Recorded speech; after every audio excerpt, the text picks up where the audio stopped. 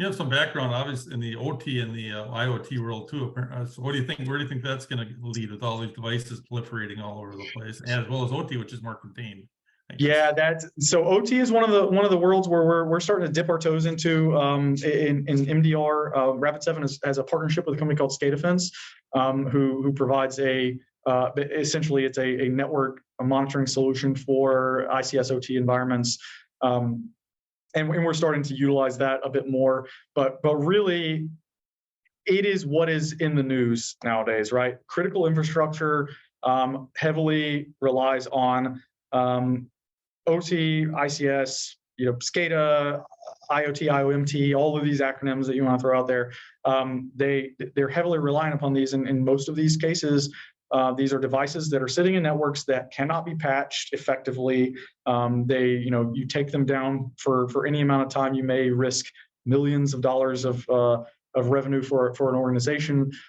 They, over the years, have become increasingly exposed to the internet, especially as vendors, have wanted to be able to access them remotely to do things like patching or, provide firmware updates or whatever.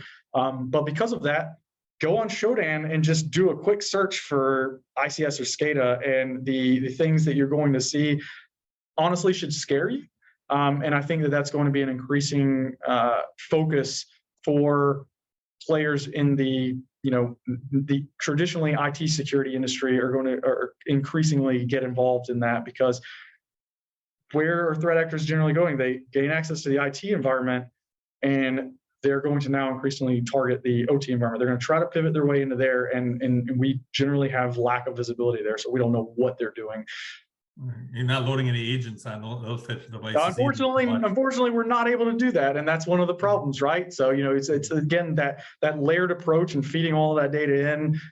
In some cases, having these sort of pure play ICS OT solutions are going to become more necessary, but just doing basics, taking things like feeding logs from your data historians in to your SIM solution, doing things like employing agents where they can, because in most cases there are devices in that network that are pivotable.